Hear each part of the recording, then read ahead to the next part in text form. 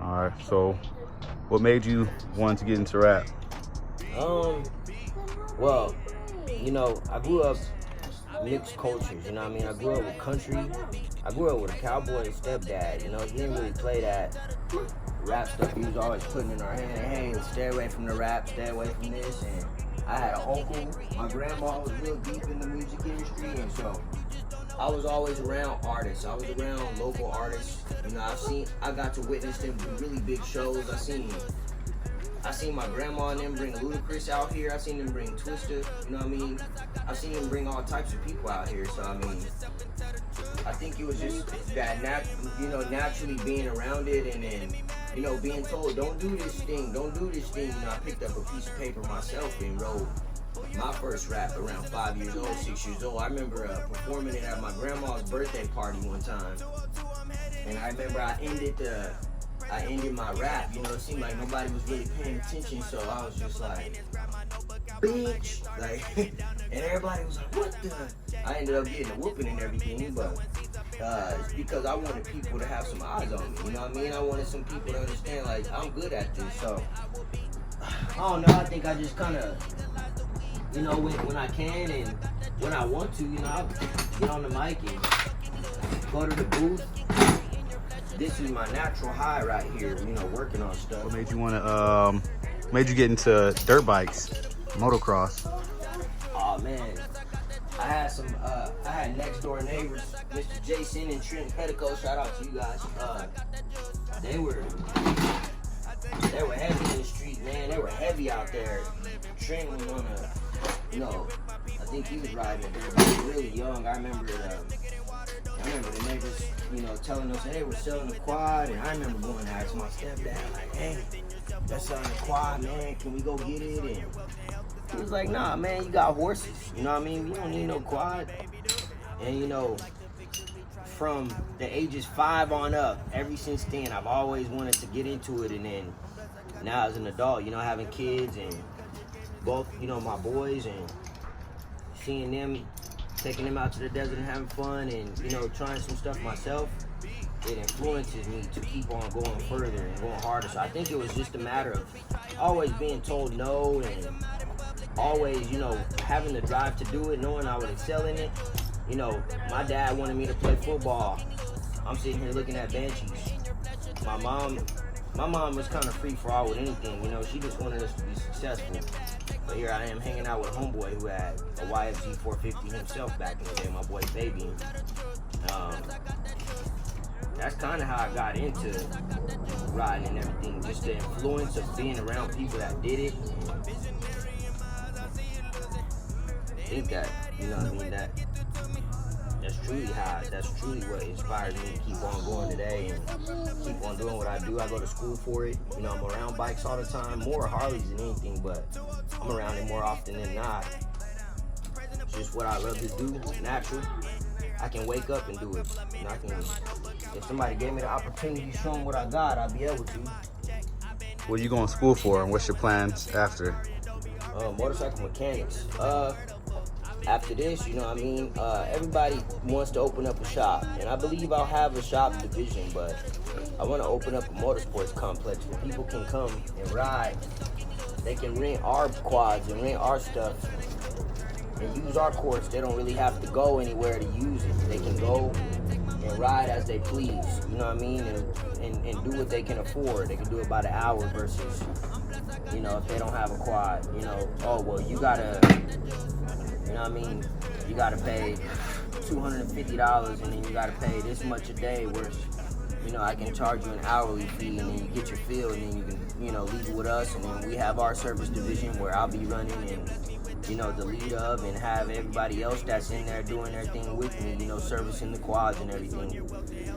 Sooner or later, upgrade the dirt bikes, but my true passion is quads, so why put something in there that I'm not really passionate about? So I think that's really where this is leading. I just want all the appropriate training so I can get out there and do what I'm supposed to do. Where do you feel like you got your sound from?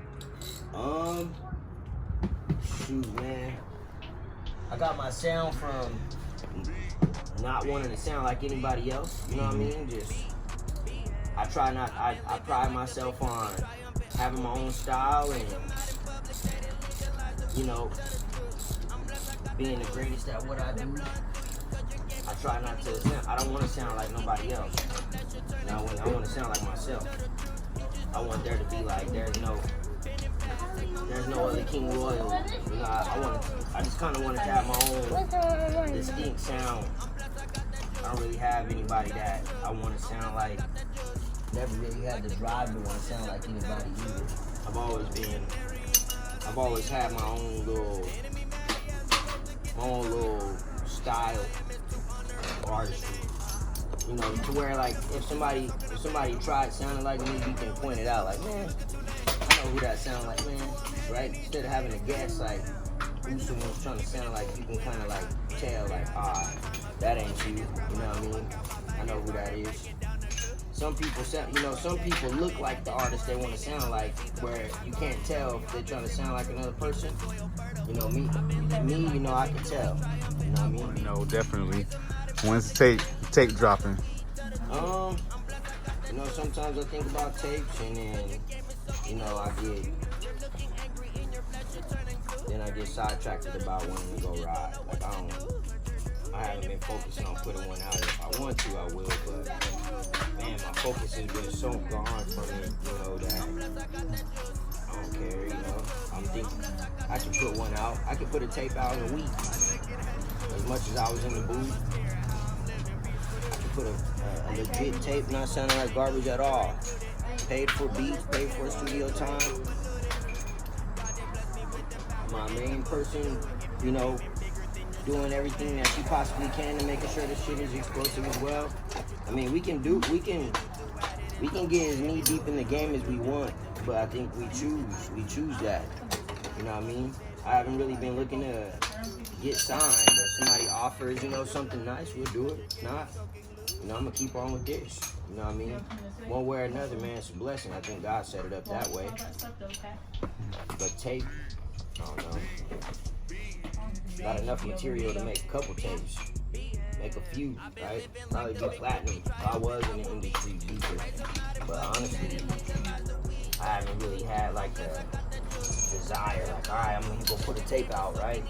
Maybe I should, but I haven't really been thinking about it too much. Trying to figure out this gear push. My first time using one of these. Yeah, your business ventures you got coming up. Now you've been doing a lot for the community and giving back. What are you trying to turn that into? Yeah, I'm trying to turn that into just, first of all, I want to be recognized, instead of people seeing like, oh, he's just trying to get rich and his family, takes, we giving what we don't have. Shoot, you know what I mean? We needed to go grocery shopping that same weekend, giving out all them brats and hot links and all that stuff. We could have used that for our house, but we just trying to sow into what we want, trying to get back to the community, man. And then, as time goes by, the community will recognize, like, yo, they did some pretty big things for us, you know what I mean? Let's go pull up over at Pro Run Motorsports, and we live in a public housing community. It's not like we out here and we got mansions and shit. We live in a public housing community. I've been living over there for 4 years now, so it's not like I'm on, to the point where, we rolling in millions, but I believe I'm a big person in my spirit, and I really believe that, what you put in is what you're gonna get out. And, from what you saw, that's kind of what what Pro Royal Motorsports Complex is going to entail, is riding quads and races and, stuff like that. We're gonna be doing those types of activities, so why not give back, show people what we about, see if they interested, see who we can get along with us. I'm blessed I got the juice. They're blowing through you cause your game is soaking loose.